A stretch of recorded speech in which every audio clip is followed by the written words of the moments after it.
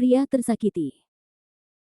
Sebelum lanjut episode 30-32 untuk pendatang baru jangan lupa subscribe CAFENOVEL, agar tidak ketinggalan update terbaru dari kami. Jangan lupa juga tinggalkan like dan komentar, agar kami tetap semangat buat episode selanjutnya. Terima kasih. Benar-benar tidak punya mata. Episode 30. Taipan Hotel. Raksasa Catering. Bos kurir. Orang-orang besar yang telah memerintah Yunsu selama bertahun-tahun, Billy ingin menumbangkan dan memusnahkan mereka semua dalam satu gerakan. Menanggung beban, Billy memikirkan Fang Chao.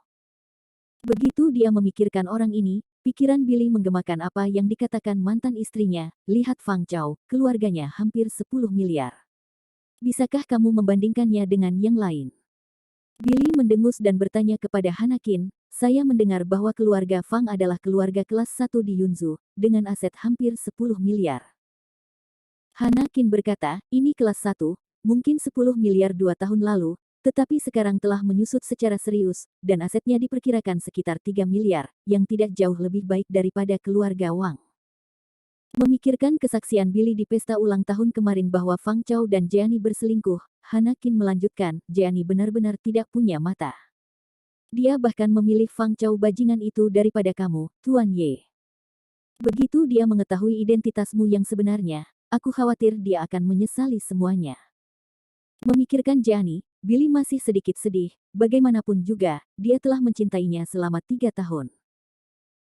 Hanakin melanjutkan, keluarga Wang baru-baru ini memiliki sebuah proyek dan ingin mengumpulkan 70 juta dengan kami, dan itu memberi saya banyak manfaat. Saya akan mengembalikan semua manfaat yang mereka berikan kepada saya dan memberitahu mereka untuk berhenti memikirkannya bersama kami. Huaseng telah bekerja sama. Hanakin awalnya bermaksud untuk memfasilitasi kerjasama ini, tetapi dia tahu hubungan antara Billy dan keluarga Wang.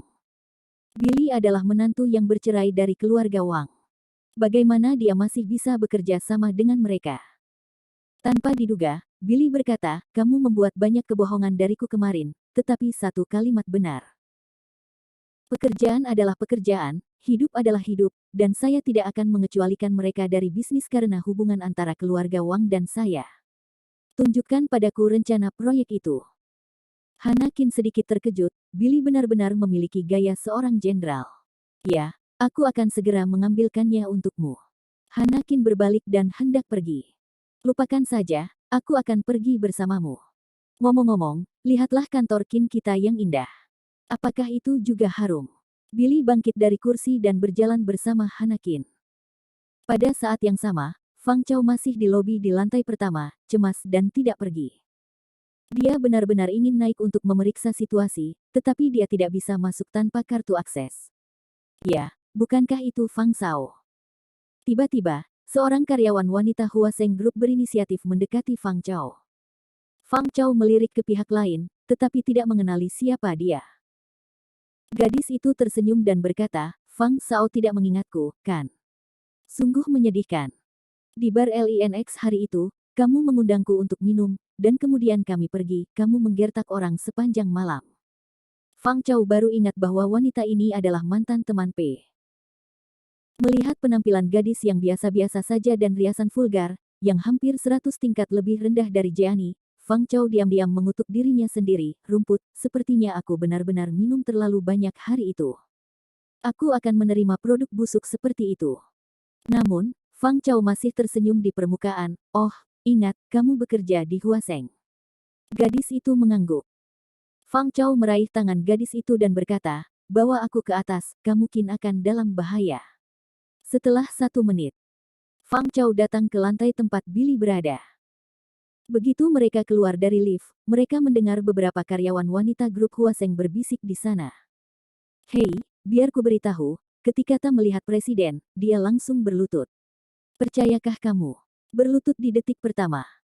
Fang Chao mendengarkan kabut dan tidak ingin bergosip tentang urusan internal grup Huaseng, jadi dia melangkah maju dan bertanya, permisi, di mana Tuan Qin sekarang?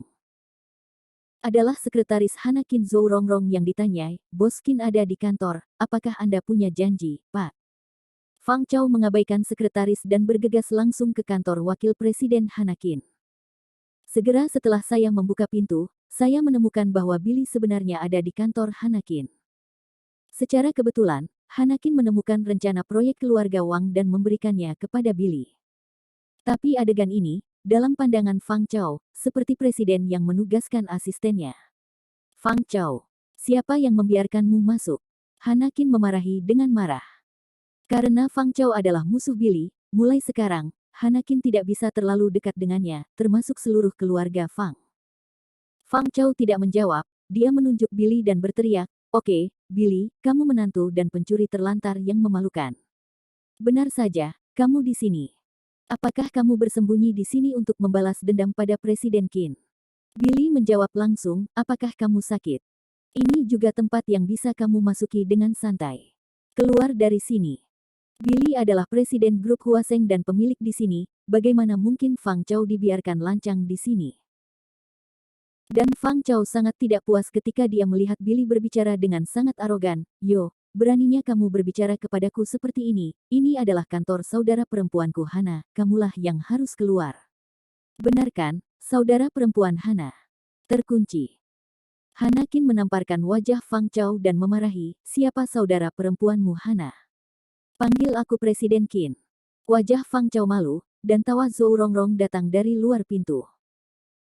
Fang Chao secara bertahap merasa ada sesuatu yang salah. Billy berada di kantor Hanakin, seolah-olah semua orang mengetahuinya. Tetapi mengapa Zhou Rongrong dan yang lainnya tidak menghentikannya? Fang Chao berpikir sejenak, dan tiba-tiba menunjuk Billy dan berkata, "Begitu.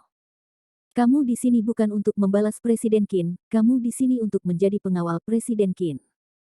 Merasa sangat pintar. Episode 31.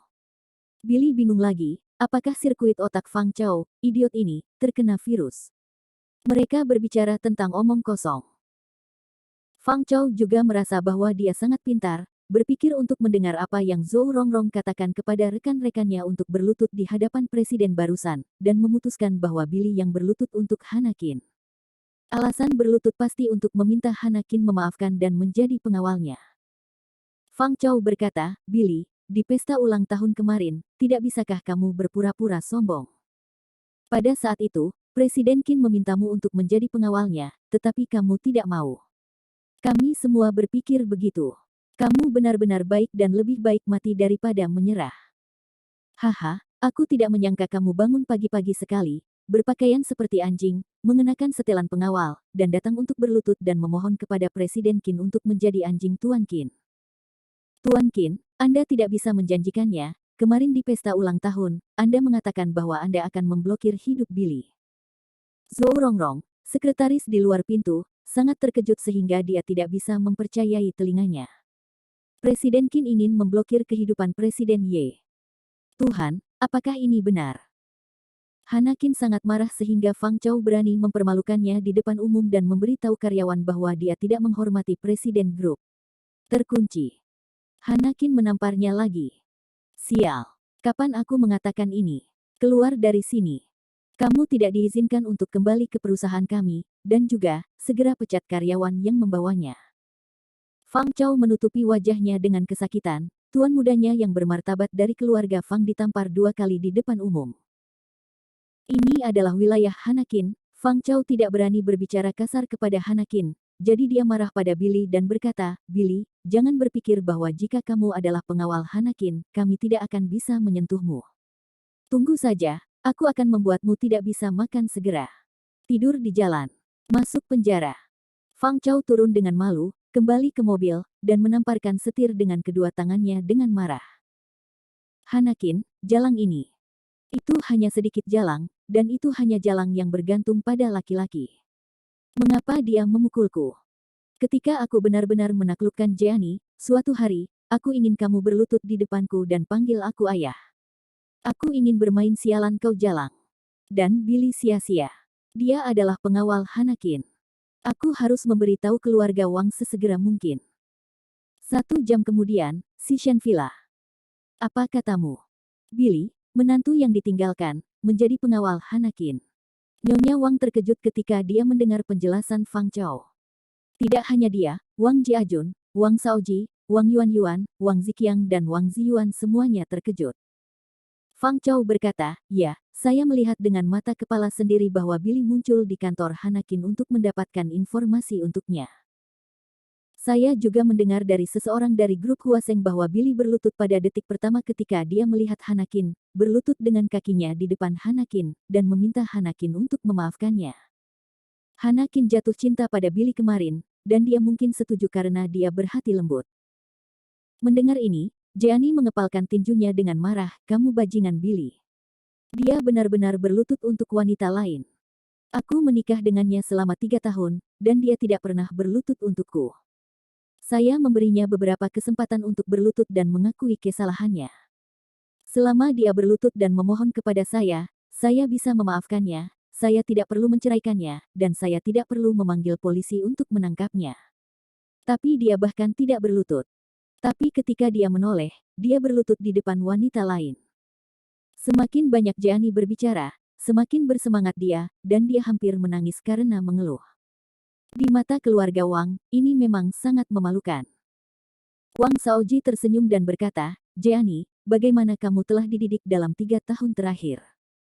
Istrimu tidak berlutut, tetapi berlari untuk berlutut kepada wanita lain adalah hal yang memalukan bagi keluarga Wang kami. Wang Yuan juga mengambil kesempatan untuk mengejek, kakak, sepertinya kamu tidak cukup menarik. Jika Billy adalah suamiku, aku pasti akan membiarkannya berlutut sejak hari pertama dia memasuki keluarga Wang kami, dan biarkan dia berlutut dan membasuh kakiku setiap hari. Bahkan Nyonya Wang merasa malu dan menyalahkan Jeannie dan orang tuanya. Dalam 3 tahun, kamu bahkan tidak bisa menjinakkan menantu laki-laki yang datang ke rumahmu. Percuma saja. Jika kamu patuh seperti yang baru saja dikatakan Yuan, apakah dia berani mengalahkan Shaoji? Jeannie mengepalkan tinjunya, jika Anda memberi saya kesempatan lagi dan membiarkan dia menjadi suami saya akan membuatnya berlutut dari pagi hingga malam. Saya telah begitu baik padanya selama 3 tahun terakhir. Faktanya, dalam 3 tahun terakhir, Jeannie sangat baik kepada Billy, jika tidak, Billy tidak akan bisa jatuh cinta padanya. Tapi sekarang, Jeannie tampaknya menyesal bersikap begitu lembut padanya. Jeannie merasa bahwa dia dipermalukan. Dia tidak bisa membuat Billy berlutut, tetapi Hanakin melakukannya. Orang yang paling dia cemburui sekarang adalah Hanakin. Jeannie berkata, Nenek, Hanakin menarik kembali kata-katanya. Kemarin, dia berkata bahwa dia akan mendukung keluarga Wang dan menghancurkan jalan Billy. Hari ini, kami akan menerimanya sebagai pengawal. Kami harus segera memutuskan komunikasi dengan Hanakin dan hukum dia. Terkunci. Nyonya Wang menamparkan wajah Jeannie, omong kosong apa yang kamu bicarakan? Pembiayaan 70 juta keluarga Wang kami masih di tangan Hanakin, bagaimana kami bisa menjadi musuhnya? Wang Ziqiang juga mendengus dingin, Jeannie, aku tahu kamu cemburu pada Presiden Qin, tetapi mereka memiliki lebih banyak cara daripada kamu, jadi kamu tidak dapat menerimanya. Wajah Jeannie memerah, dia tidak bisa menelan nafas ini. Karena keluarga tidak akan membantu saya, maka saya akan pergi ke grup Huaseng untuk menemukan mereka sendiri. Aku ingin berbicara dengannya. Episode 32. Jeannie ingin menanyai Billy secara langsung, mengapa dia berlutut kepada wanita lain tetapi bukan dia. Dia bahkan harus menanyai Hanakin mengapa dia merampok suaminya. Nyonya Wang menatap Jeannie dengan tegas, dan kemudian berkata, panggil Hanakin, aku ingin berbicara dengannya secara langsung. Ya. Wang Ziqiang dengan cepat mengeluarkan ponselnya, yang disebut Hanakin, dan kemudian menyerahkan ponsel itu kepada Nyonya Wang. Meskipun wanita tua Wang marah di dalam hatinya, nada suaranya sangat lembut. Bagaimanapun, dia telah berada di pusat perbelanjaan sepanjang hidupnya, dan hal kecil ini tidak cukup untuk membuatnya kehilangan akal sehatnya. Nyonya Wang berkata dengan lembut dan bermartabat, Tuan Qin, saya mendengar bahwa menantu kami yang datang ke rumah pergi ke perusahaan Anda untuk menjadi pengawal Anda. Jika aku tahu kamu naksir Billy, aku seharusnya memberikannya padamu setengah tahun yang lalu. Hanya saja kemarin kamu mengatakan kamu akan mendukung keluarga Wang dan memotongnya, tetapi hari ini kamu menarik kembali kata-katamu. Kamu sepertinya berutang penjelasan padaku, kan? Hanakin berkata, ini bukan seperti yang Anda pikirkan, tapi bagaimanapun, saya berhutang maaf kepada Anda. Saya tidak bisa melakukan apa yang saya janjikan kemarin. Maaf. Mendengar permintaan maaf yang tulus dari Hanakin, Nyonya Wang merasa jauh lebih baik. Hei, apa yang kamu minta maaf? Kami semua dari keluarga kami sendiri. Karena kamu menyukai anak itu, kamu harus menerimanya. Hanya menantu laki-laki yang datang ke pintu, dan kami akan memberikannya kepadamu dari keluarga Wang kita. Aku tidak bisa memberikannya padanya. Jeani di samping berteriak dengan ekspresi cemburu. Nyonya Wang sangat marah, menatap Wang Jeani dengan sengit, dan dengan cepat menutupi mikrofon telepon, karena takut kata-kata Wang Jeani akan ditransmisikan ke ujung telepon yang lain. Melihat Nyonya Wang marah, Sulan dengan cepat menutup mulut Wang Jeani dengan tangannya untuk mencegahnya berbicara. Nyonya Wang terus berbicara di telepon sambil tersenyum, saya tidak peduli dengan bisnis Billy, tetapi untuk pembiayaan 70 juta, Tuan Qin, Anda memberi saya jaminan, bukankah seharusnya Anda membuat kesalahan? Hanakin berkata, saya sudah memberitahu Presiden Ye tentang proyek tersebut. Presiden Ye membaca rencana Anda dan merasa sangat bijaksana dan menyukainya. Namun, dia ingin tahu lebih banyak tentang proyek ini. Apa? Presiden Ye membaca rencana kita. Masih menyukainya. Wanita tua Wang dengan bersemangat mengulangi kata-kata Hanakin lagi. Setelah mendengar ini, semua orang di keluarga Wang di sekitar mereka sangat gembira. Nyonya Wang berkata, saya ingin tahu lebih banyak. Sederhana saja. Saya akan meminta Ziqiang untuk mengunjungi Presiden Ye di perusahaan Anda secara langsung, dan mendiskusikan proyek ini dengan Presiden Ye secara langsung. Hanakin berkata, oke, kalau begitu aku akan mengatur waktu. Wanita tua Wang berkata dengan penuh semangat, terima kasih, Presiden Qin, setelah ini selesai, saya akan memberi Anda hadiah lain untuk berterima kasih. Menutup telepon, Nyonya Wang tersenyum, dan kerutan menjadi sangat jelas.